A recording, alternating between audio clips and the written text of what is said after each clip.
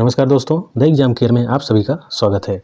आइए हम स्टार्ट करते हैं बाल विकास और शिक्षा शास्त्र से टॉप 30 क्वेश्चन। जितने भी क्वेश्चन इसमें लिए गए हैं सभी प्रीवियस ईयर में पूछे गए क्वेश्चन हैं। ठीक, तो आप सभी वीडियो को पूरा देखिएगा जिससे कि आसानी से क्वेश्चन को समझ सकें और जो क्वेश्चन नहीं आ रहे हो उसको याद कर लें। और जो भी साथी हमारा पिछला वीडियो नहीं देखे हुए हैं वो हमारे यूट्यूब चैनल के प्ले लिस्ट में जाके देख सकते हैं। तो आइए स्टार्ट करते हैं अपना practice set. Question number first, बालक के सामाजिक विकास में सबसे महत्वपूर्ण कारक कौन सा है? तो जो बालक है इसके सामाजिक विकास में सबसे महत्वपूर्ण कारक कौन सा है? जातिवाद, आनुवंशिकता, वातावरण या फिर विद्यालय। तो देखिए इन चारों में से जो राइट आंसर होगा वो हो जाएगा ऑप्शन नंबर सी, वातावरण। वातावरण जो है इसका सामाजिक विकास में सबसे महत्वपूर्ण योगदान होता है। आते हैं नेक्स्ट क्वेश्चन। क्वेश्चन नंबर 2, लड़कियों में बाह्य परिवर्तन किस अवस्था में होने लगता है? शैशवावस्था, बाल्यावस्था, किशोरावस्था या फिर प्रौढ़ावस्था। तो सेकंड का जो राइट आंसर होगा वो देखिए हो जाएगा ऑप्शन नंबर सी, किशोरावस्था में। ठीक, आते हैं नेक्स्ट क्वेश्चन। क्वेश्चन नंबर 3, भाषा विकास के विभिन्न अंग कौन से हैं? अक्षर ज्ञान, सुनकर भाषा समझना, ध्वनि उत्पन्न करके भाषा उत्पन्न करना या फिर उपर्युक्त सभी। तो देखिए जो भाषा विकास का अंग है वो हमारे ये सभी हो जाएंगे। ठीक, आंसर डी। अक्षर का ज्ञान भी होना चाहिए, सुनकर भाषा समझना भी आना चाहिए और ध्वनि उत्पन्न करके भाषा उत्पन्न करना भी आना चाहिए। ठीक, तो डी आंसर यहाँ पे राइट हो जाएगा।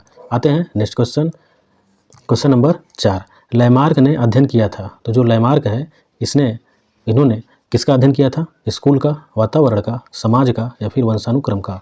तो 4 का जो राइट आंसर होगा वो है ऑप्शन नंबर डी, वंशानुक्रम का। तो लैमार्क ने किसका अध्ययन किया है? वंशानुक्रम का। आते हैं नेक्स्ट क्वेश्चन। क्वेश्चन नंबर 5, निम्नांकित में अवांछनीय संवेग है। तो जो अवांछनीय संवेग है वो कौन सा है? प्रेम, दगा, घृणा या फिर आश्चर्य। इसमें से अवांछनीय में कौन सा संवेग नहीं है एक तरह से? तो क्या है? दगा। दगा देना जो है ये अवांछनीय संवेग है। ठीक, इसका मतलब है संवेग ये नहीं है। बाकी जो प्रेम है, घृणा है, आश्चर्य है, ये सभी हमारे क्या हैं? संवेग में आते हैं। आते हैं नेक्स्ट क्वेश्चन। क्वेश्चन नंबर 6, बालक के खेल के विकास को प्रभावित करते हैं। तो जो बालक है कोई, इसके खेल के विकास को कौन प्रभावित करते हैं? शारीरिक स्वास्थ्य, वातावरण, खाली समय या फिर उपर्युक्त सभी। तो जो 6 है इसका राइट आंसर हो जाएगा ऑप्शन नंबर डी, उपर्युक्त सभी। तो जो बालक के खेल के विकास को कौन कौन प्रभावित करते हैं? शारीरिक स्वास्थ्य भी और वातावरण भी और जो खाली समय है उसमें भी। ठीक, आते हैं नेक्स्ट क्वेश्चन। क्वेश्चन नंबर 7, निम्न ग्रंथि के दोषपूर्ण कार्य के कारण व्यक्ति का लैंगिक विकास उचित रूप से नहीं हो पाता है। तो थायराइड ग्रंथि के कारण, पिट्यूटरी ग्रंथि के कारण, थाइमस ग्रंथि के कारण या फिर पीनियल ग्रंथि। तो जो 7 है इसका देखिए राइट आंसर हो जाएगा ऑप्शन नंबर डी, पीनियल ग्रंथि। ठीक, आते हैं नेक्स्ट क्वेश्चन। क्वेश्चन नंबर 8, अतिरिक्त शक्ति के सिद्धांत का संबंध है। तो जो अतिरिक्त शक्ति है इसके सिद्धांत का संबंध किससे है? बुद्धि से, स्मृति से, खेल से या फिर पढ़ने से। तो 8 का जो राइट आंसर हो जाएगा वो है ऑप्शन नंबर सी, अतिरिक्त शक्ति का संबंध किससे है? खेल से है। ठीक, आते हैं नेक्स्ट क्वेश्चन। क्वेश्चन नंबर 9, प्रथम बाल निर्देशन केंद्र किसके द्वारा खोला गया? तो जो प्रथम जो है बाल निर्देशन केंद्र है किसके द्वारा खोला गया है? प्लेटो के द्वारा, विलियम हिली के द्वारा, डार्विन के द्वारा या फिर रूसो के द्वारा। तो 9 का जो राइट आंसर हो जाएगा वो है ऑप्शन नंबर बी, विलियम हिली। विलियम हिली के द्वारा क्या है? प्रथम बाल निर्देशन केंद्र खोला गया है। आते हैं नेक्स्ट क्वेश्चन। क्वेश्चन नंबर 10, संरचनात्मक अधिगम सिद्धांत जोर देता है। तो जो संज्ञानात्मक अधिगम है इसका सिद्धांत जो है किस पे जोर देता है? शिक्षक की तानाशाही भूमिका पर, विषय सामग्री के रहने पर, विद्यार्थियों द्वारा नवीन ज्ञान की संरचना पर या फिर अनुकरण पर। जो 10 है इसका देखिए राइट आंसर हो जाएगा ऑप्शन नंबर सी, विद्यार्थियों द्वारा नवीन ज्ञान की संरचना पर। तो संरचनात्मक अधिगम का सिद्धांत किस पर जोर दे रहा है? ये सी ऑप्शन पे है। ठीक, आते हैं नेक्स्ट क्वेश्चन। क्वेश्चन नंबर 11, क्रियात्मक अनुसंधान का उद्देश्य है। तो जो क्रियात्मक अनुसंधान है इसका मुख्य उद्देश्य क्या है? नवीन ज्ञान की खोज, शैक्षिक एवं व्यवहार विज्ञान में परिवर्तन, विद्यालय तथा शैक्षिक प्रणाली में सुधार या फिर उपयुक्त सभी। तो जो 11 है इसका देखिए राइट आंसर हो जाएगा ऑप्शन नंबर सी, विद्यालय तथा शैक्षणिक प्रणाली में क्या है? सुधार। तो क्रियात्मक अनुसंधान का उद्देश्य मुख्य यही होता है कि क्या है? विद्यालय और शैक्षणिक प्रणाली में क्या किया जाए? सुधार किया जाए।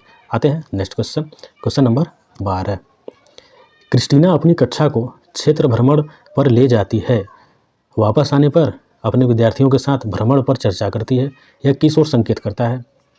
तो जो क्रिस्टीना है एक प्रकार की टीचर है इसमें, तो अपनी कक्षा को क्या कर रही हैं, क्षेत्र भ्रमण घुमाने ले जा रही है टूर पे। और वापस आने पर क्या है, विद्यार्थियों को अपने साथ जो भ्रमण की हुई है, जो टूर पे गई हुई हैं, उस पर क्या कर रही हैं, चर्चा। तो किस ओर संकेत कर रही हैं, सीखने के लिए आकलन पे, आकलन के लिए सीखना, आकलन का सीखना, या फिर सीखने को आकलन। तो देखिए जो 12 है और इसका राइट आंसर जो होगा वो है ए, सीखने के लिए आकलन। तो जिन्होंने जो छात्रों ने क्या क्या देखा, क्या क्या नहीं देखा, क्या क्या समझे उसके बारे में, तो उसका क्या कर रहा है, सीखने के लिए आकलन किया जा रहा है। ठीक, आते हैं नेक्स्ट क्वेश्चन, क्वेश्चन नंबर 13। सबसे अधिक गहन और जटिल समाजीकरण होता है। तो सबसे अधिक क्या है, गहन और जटिल समाजीकरण क्या होता है, किशोरावस्था के दौरान। कब होता है, किशोरावस्था के दौरान, पूर्व बालावस्था के दौरान, प्रौढ़ावस्था के दौरान, या फिर व्यक्ति के पूरे जीवन में। तो 13 का देखिए जो राइट आंसर होगा वो है ऑप्शन नंबर ए, किशोरावस्था के दौरान क्या है, अधिक गहन और जटिल समाजीकरण होता है। आते हैं next question, question number 14। Lawrence Kohlberg विकास के क्षेत्र में शोध के लिए जाने जाते हैं। तो जो कुहलबर्ग हैं विकास के क्षेत्र में किस शोध के लिए जाने जाते हैं, संज्ञानात्मक, शारीरिक, नैतिक या फिर गामक। तो 14 जो है इसका जो राइट आंसर होगा वो है नैतिक, नैतिक के शोध के लिए जाने जाते हैं कुहलबर्ग। ठीक, नैतिकता का सिद्धांत इन्होंने ही दिया था। आते हैं नेक्स्ट क्वेश्चन, क्वेश्चन नंबर 15। एक कक्षा में वैयक्तिक विभिन्नताओं का क्षेत्र हो सकते हैं।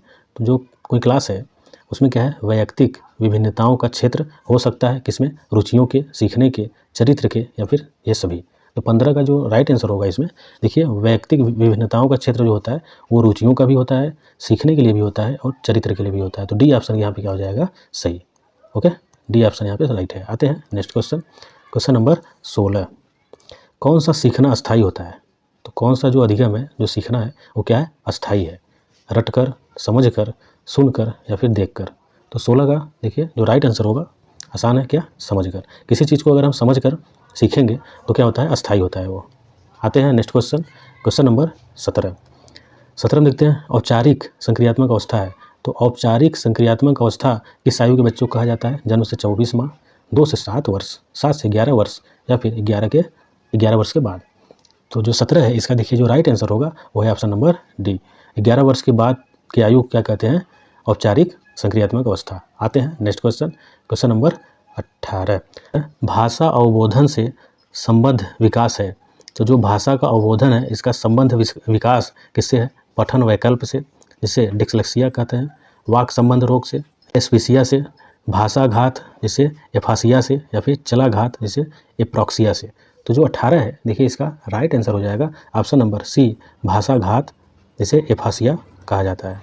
ठीक, आते हैं नेक्स्ट क्वेश्चन, क्वेश्चन नंबर 19।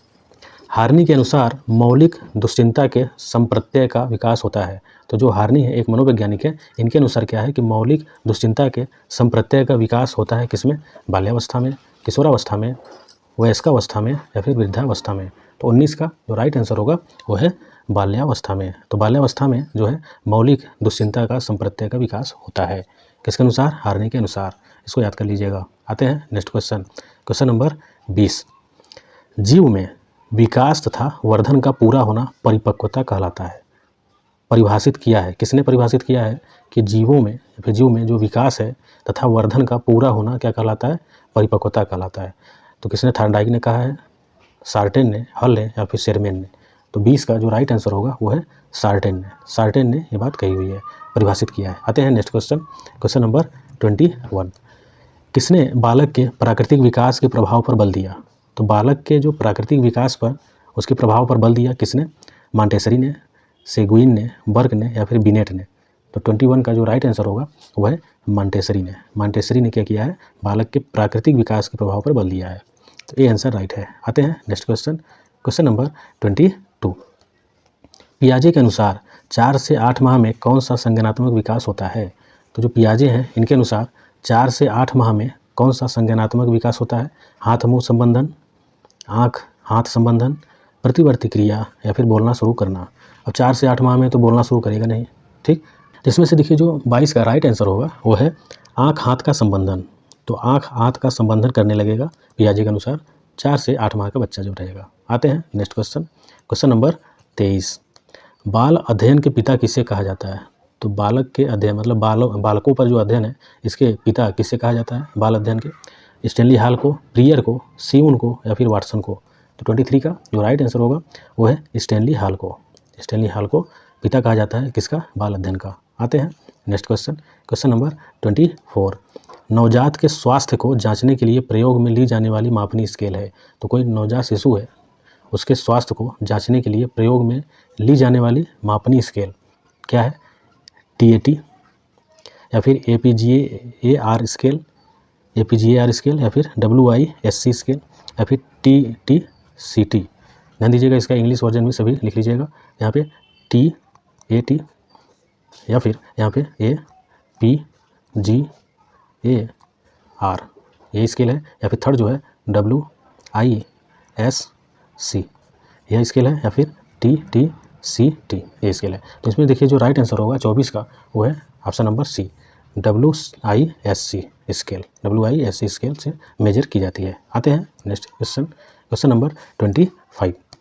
शरीर के शीर्ष भाग में प्रारंभ होकर नीचे की दिशा में होने वाले शारीरिक वृद्धि को जाना जाता है। तो जो शरीर है इसके शीर्ष भाग से प्रारंभ होकर कहाँ तक? नीचे की दिशा में होने वाली शारीरिक वृद्धि को क्या कहा जाता है?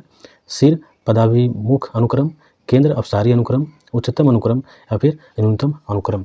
तो 25 का जो राइट आंसर होगा वो हो जाएगा ऑप्शन नंबर A, सिर पदाभिमुख अनुक्रम।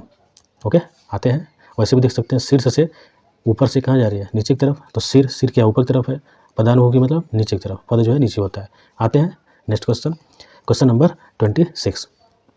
पियाजे के सिद्धांत के अनुसार कौन सी अवस्था में बच्चों में उस चिंतन का विकास होता है जो अनुक्रमणिता होती है?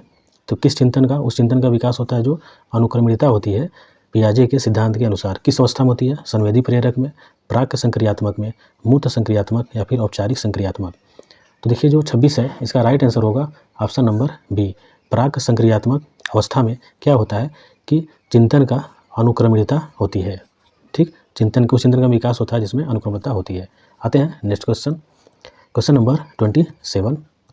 निर्जीव वस्तुओं का सजीव गुण देने वाली प्रकृति का पियाजे ने क्या नाम दिया? तो कोई वस्तु क्या है? निर्जीव है।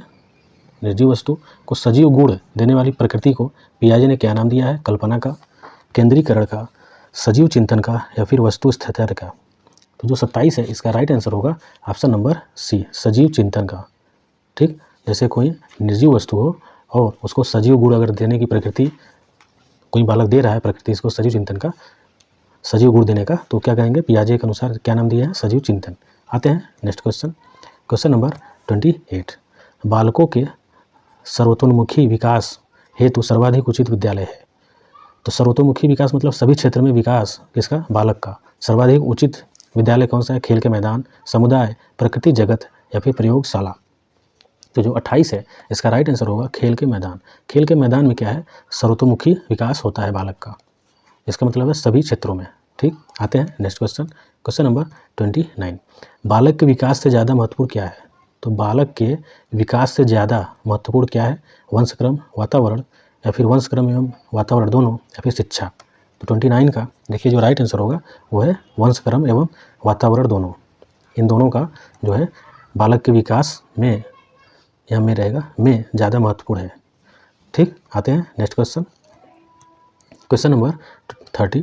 विकास की दृष्टि से सही क्रम है। तो जो विकास है डेवलपमेंट, इसकी दृष्टि से सही क्रम बताना है। ठीक, तो यहाँ पर दिया है आत्मीकरण, समायोजन, अनुकूलन या फिर समायोजन, आत्मीकरण या फिर अनुकूलन, अनुकूलन, समायोजन, आत्मीकरण, अनुकूलन, आत्मीकरण, समायोजन। देखिए जो 30 है इसका जो सही क्रम जो होगा तो हो जाएगा, पहले देखिए आत्मीकरण होता है, इसके बाद समायोजन होगा उसका, फिर लास्ट में क्या होगा? अनुकूलन होता है। तो यहाँ पे A ऑप्शन यहाँ पे राइट हो जाएगा। ठीक, आत्मीकरण, समायोजन और अनुकूलन। तो देखिए यहाँ पे हमारा 30 क्वेश्चन का प्रीवियस ईयर के क्वेश्चन जो लिए गए थे सभी समाप्त हो चुके हैं। तो आप लोग वीडियो को पूरा देखा करिए जिससे कि आसानी से क्वेश्चन को समझ सकें और प्रीवियस ईयर में कैसे क्वेश्चन पूछे गए हैं उसको भी अच्छे से जान सकें। और जो भी साथी हमारे चैनल को अभी तक सब्सक्राइब नहीं किए हैं तो चैनल को सब्सक्राइब जरूर कर लें जिससे कि आने वाले वीडियो का नोटिफिकेशन आपको मिलता रहे। मिलते हैं अगले वीडियो में, तब तक के लिए नमस्कार।